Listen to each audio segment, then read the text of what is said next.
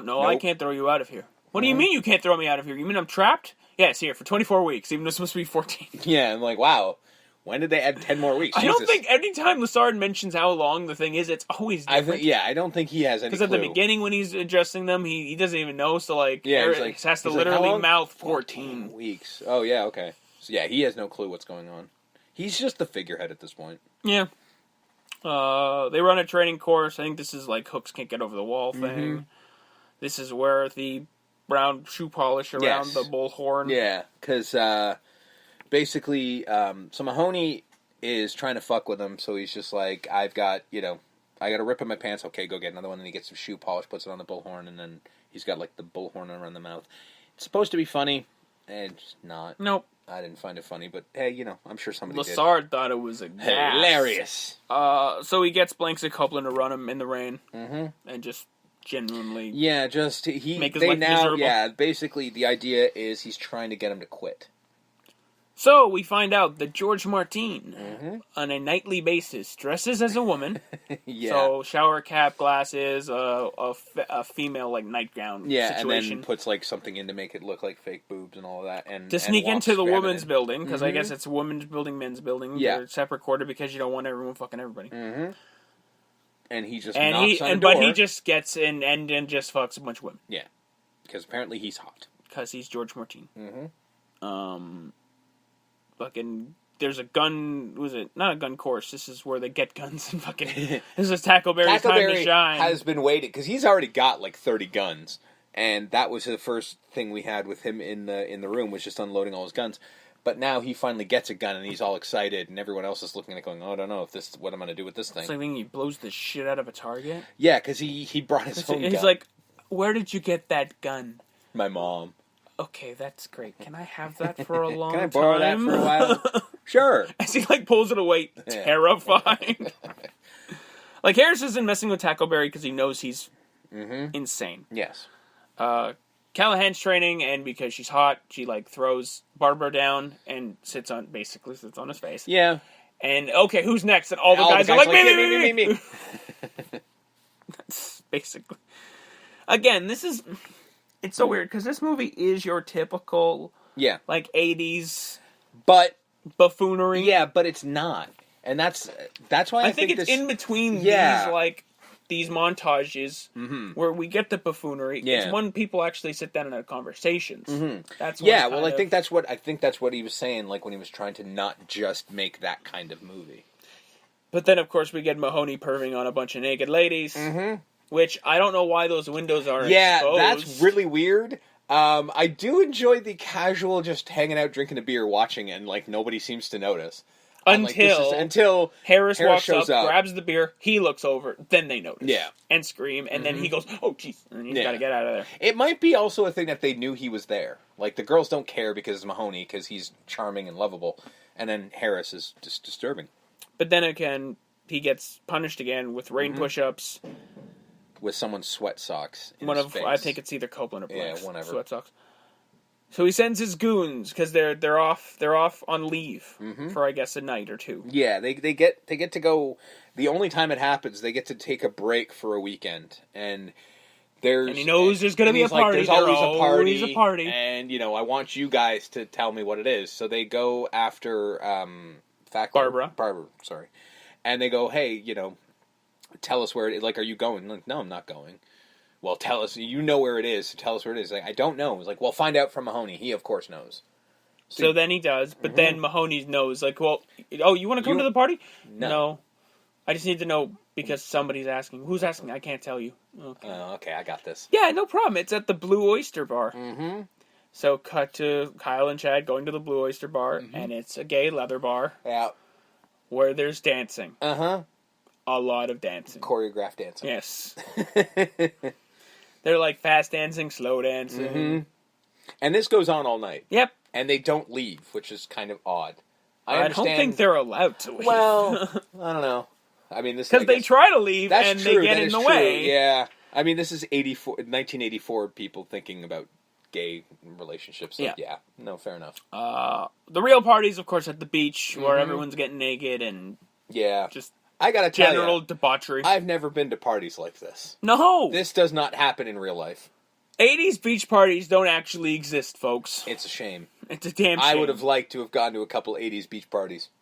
Mahoney and Karen go off, and they have a nice heart-to-heart, and then they kiss. Again, she just seems to like, because there was a scene earlier when she was when he was trying to get kicked out, when he was talking to Harris, trying to get kicked out of have Harris get the guy to let him out, and Kim Cattrall just sort of looks up and just like look at my thighs, aren't they cute? And I'm like, how are you okay with this? Like, why are you now flirting with him? Because he like this. That's is what kept weird. him there, because because he went into Harris' office going like, get me put out. me on the phone. Yeah. Put me on the phone. I'll get us out. And then right when he's talking to Reed, she walks by in like shorts, and then she goes, "Oh, see, look my thighs." And he's like, "You know what? I do like her. I'm gonna stay for her."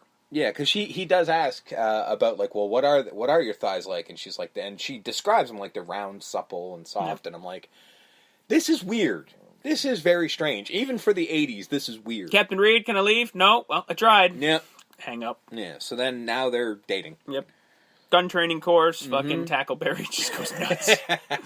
This is great because you see everybody's personality and how they deal with it, and then Tackleberry just fucking just runs around, just killing everybody. Goes in behind the fucking paper targets, stabs one to death. I think he shoots another one. He fucking Tackleberry, fucking weirdo. Oh, that's awesome. Then we get George Martin. I think at this point we know that it's George Martin. No. Soon we get that. Yes. He gets caught by Callahan, who doesn't bust him. No, she's the one in the dorm this time. Yeah. Well, no, she's been in the dorm, and she's like kind of noticed. Oh no, but she's in the dorm he knocks on. So he's just like, oh shit, and then she goes, nope, you're coming here, and then fucking angrily fucks him. Yeah. Like cut to him in the morning, just like he stumbling out of the dorm. He does the walk of shame, and he's walking funny. Yeah. You know, he just stumbles out. Yeah, like looks like he is spent. He's been through some shit. We get voice command training. You have to be authoritative. Yes. Hooks. Ha ha ha. And then, of course, she's just like, can you stop right there? So at one point in time, I do enjoy the fact that she says something like, this is a stick-up. Yeah. Oh, wait. Yeah, this is a stick-up. What did you just say? Oh, right. I can't hear you. Hold it. And Tackleberry. Drop the fucking stereo! Shoot your nuts off, asshole! And fucking Harris, who knows he doesn't actually have a gun, is still about to shoot absolutely himself. Terrified. Yeah. Looks over and just Tackleberry I think he tells him to put the gun away. Yeah, it's his fingers. It's really good stuff. Because that's just the best. Like, put the fucking stereo down and shoot your fucking nuts off, asshole. Like, I don't think a cop can say that. No. This is where we find out that George Martin is actually just George Martin. Yeah. He just uses it to pick up the ladies. I'm absolutely shocked. Something like this. Now, they do drop the F word in this movie a lot. And not that F word, the other F word. And they do make remarks about gay people. Sure. But this guy's in fucking brownface or whatever. Like, I don't know if the actor's not Hispanic. I'm not assuming. No, but in the 80s they did this all the time. But this is what I'm talking about. Yeah. Like, my guess is this isn't as egregious as Short Circuit? Fisher Stevens with Short Circuit 2. Because that's 1 and 2. He's in both. Is he in both? Oh, he is. That's not as egregious as that. No. But it's there. It's there, but it was... Is it because it's playful? It's not intended to be hatred, and it's not even necessarily a stereotype. That's it's a why little it gets bit away. of a Latin lover stereotype. A little bit. A little bit. Like, Short Circuit, that's a fucking stereotype. Yeah. This one is more playful. Because, in that movie, he's playing, that character is Indian. Yes. Right? It's not a man pretending to be. No, this is just a man pretending to be because Spanish. I think that's why you can get away with it and not look back and go, oh my god, that's so horrible, because he is playing it. Yeah. It's kind of the Robert Downey Jr. of it all. Like, he's not doing blackface, he's playing a guy doing blackface, if that makes any sense. You know what I mean? I'm just surprised. Like, it's not acceptable. Yeah. You know, in today's day and age, but, it's not as egregious as Short Circuit. Because that is a caricature. Oh, well, definitely. I still love that movie. Fuck you. That movie's speaking of fantastic. the Goot, yes. at least in the first one. He was too good for the second one, which is hilarious. So they try to get Barber in trouble because he's the one inadvertently that sent him to the Blue Oyster Bar. So they try to put a hooker in his room. Yep. So Mahoney sees the hooker and goes, has to get rid of the hooker. Yeah. So let's go, hooker. And I do enjoy that she's kind of like, all right, like. Yeah, well, she's like, you can't take me. It's like, listen, I don't want to do it in there. Well, that's all you had to say. Yeah.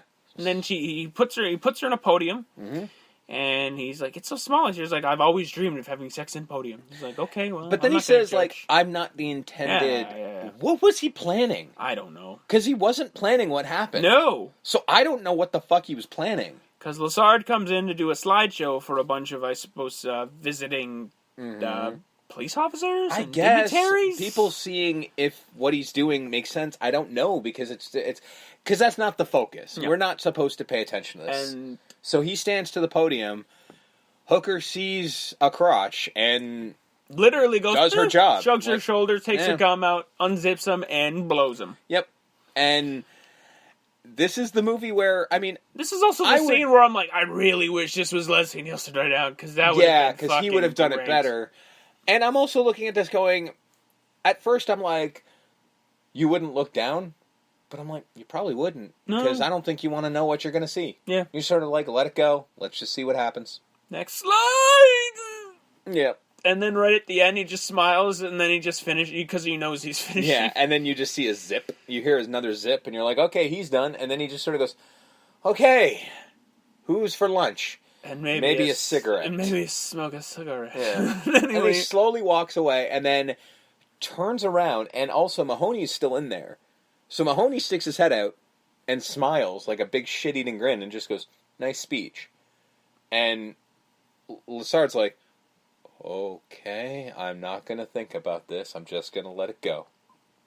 And that's the thing, because then we leaders see him in the office with Harris, and like, we need to get rid of Mahoney. Why? He did a bad thing. What did he do? I don't know.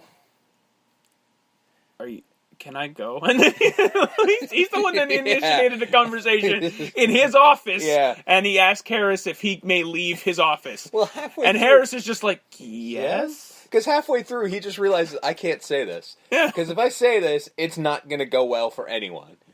Because this is 1984. So, yeah.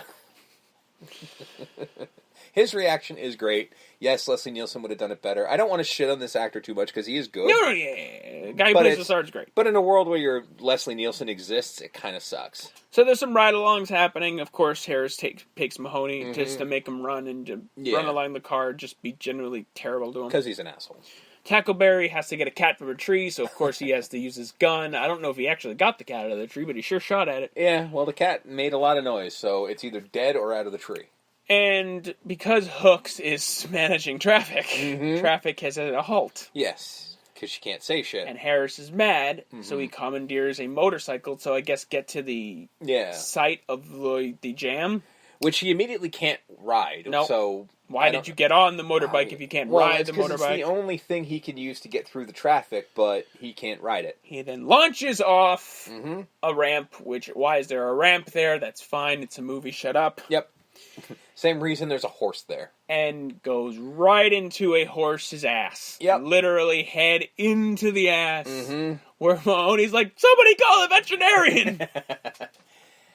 So then we cut to, and I like how they did it, because they cut to his head, his face, and his hair is really slicked down. Now, I don't know if it normally is, but the fact that it looks like that is hilarious. And then he puts his hat on, and gets a new hat, and he walks over just like... You told no one. No, of course not. Okay. And then he's just slowly walking. And everyone's doing that like they're fighting off the... Yeah. Even Callahan can't hold it. It's like, yeah, no, this is just funny. And then, of course, Jones has to... does the stomp. Yeah. And then he just walks away in disgust. Hightower goes to Mahoney at, I believe, 2 a.m. Because there's a driving test the next day, and he doesn't. And he hasn't driven since he was a kid. Yeah, I haven't driven since I was 12. I'll be thrown out of here. okay, let's go. Yeah, like, it's like, okay, well, that's what we do. And then he's just we'll steal Copeland's car. Yeah, we need to steal a car, so we'll steal Copeland's. And it's, of course, the smallest little K car. And, of course,